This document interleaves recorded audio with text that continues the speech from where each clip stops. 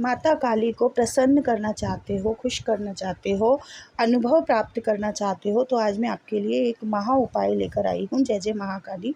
मेरे चैनल में आपका स्वागत है। मैं आशा करती हूँ आप सभी अच्छे होंगे, और अगर आपने अभी तक मेरे चैनल को लाइक और सब्सक्राइब नहीं किया है तो कृपा करके कर दीजिए, ताकि आने वाले वीडियो आप तक सबसे पहले पहुँच सके। तो आइए अब सीधा टॉपिक पर बात करते हैं कि अगर आप माता काली के भक्त हैं और बहुत दिनों से, बहुत सालों से आप माता काली की पूजा कर रहे हैं, पर अभी तक आपको कोई भी अनुभव प्राप्त नहीं हुए हैं, आपको पता नहीं चल रहा है कि हमारी पूजा स्वीकार हो रही है या नहीं हो रही है, माता काली का किसी भी तरह से आपको कोई अनुभव प्राप्त नहीं हुआ है, तो आप इस उपाय को करके देखिए, आपका जीवन बदल सकता है। आपको तुरंत ही इसके प्रभाव और अनुभव आपको प्राप्त होने शुरू हो जाते हैं। देखिए, माता महाकाली, जिसके नाम से ही रोंगटे खड़े हो जाते हैं, माता महाकाली का नाम एक ऐसा नाम है जो जगत में सारे ही बुराइयों को ख़त्म करने वाला है, राक्षसों का नाश करने वाला है, संहार करने वाला है। तो महाकाली माता की पूजा करना इतना आसान तो नहीं है, लेकिन फिर भी मैं आपको ऐसे उपाय कुछ बताऊंगी जिससे आप माता काली के दर्शन प्राप्त कर सकते हैं, माँ काली को प्रसन्न कर सकते हैं। तो आपको क्या करना है, अमावस्या के दिन माता काली की पूजा करना एक माँ का विशेष दिन है। माता काली का अमावस्या के दिन पूजा करना, उनको भोग प्रसाद चढ़ाना एक बहुत ही बड़ा, माँ का प्रसन्न करने वाला दिन है। माँ काल रात्रि हैं, पूरी रात माँ की काल रात्रि की पूजा की जाती है। माँ को अमावस्या की रात बहुत ही प्रसन्न करती है, बहुत ही अच्छी लगती है माँ को ये रात, माँ के लिए बहुत ही प्रिय है ये रात। तो अमावस्या की रात माँ की पूजा की जाती है, माँ को मनाया जाता है, माँ को प्रसन्न किया जाता है। तो आप अमावस्या की रात को आपको क्या करना है, रात को आप शाम के वक्त आप ये पूजा कर सकते हैं 8 बजे से 9 बजे से, और रात्रि 12 बजे तक आपको ये पूजा करनी है। रात को 12 बजे तक समाप्त करनी है और 9 बजे से आप शुरू कर सकते हैं। तो आपको क्या करना है, इसमें आपको सबसे पहले एक आटे का चौमुखा दिया जलाना है, जिसमें 4 बातियां बनी हुई होती हैं। अलग अलग 4 बातियां लेनी है और 4 बातियां माँ की उसमें लगाइए और सरसों का तेल उसमें डालिए। और एक पीतल की थाली आपको चाहिएगी। पीतल की थाली, अगर आपके घर में पीतल की थाली है तो ठीक है, प्लेट है तो ठीक है। अगर आपके पास पीतल की थाली नहीं है तो आप किसी भी थाली में उस दीपक को रख सकते हैं, लेकिन अति प्रसन्न करने के लिए अगर पीतल की थाली है तो वो आवश्यक ही होती है, आप ला भी सकते हैं खरीद के। तो पीतल की थाली के अंदर आपको माता का चौमुखा दीपक जलाना है और एक माता के लिए एक गिलास पानी का रखना है।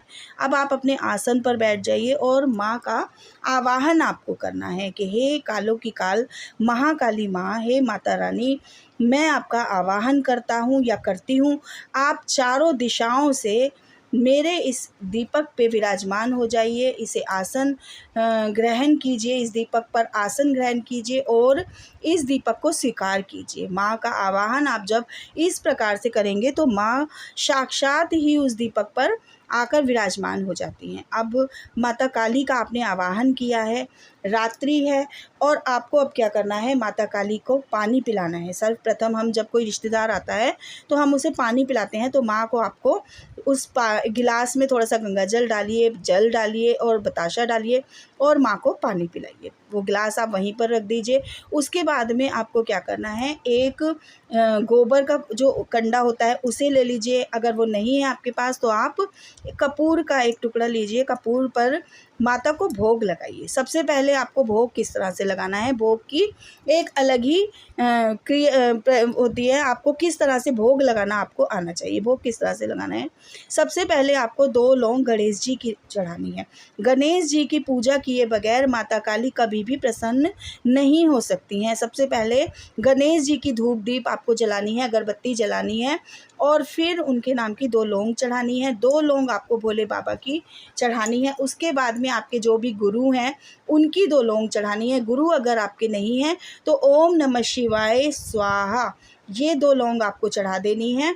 उसके बाद में आपको भैरव बाबा की 2 लौंग चढ़ानी है, हनुमान जी की 2 लौंग चढ़ानी है। और आपको पता है हनुमान जी की लौंग, हनुमान जी भोग जब तक ग्रहण नहीं करते हैं जब तक राम जी का भोग न लगाया जाए। तो आपको 2 लौंग राम जी की पहले चढ़ानी है, उसके बाद में हनुमान जी की 2 लौंग चढ़ानी है।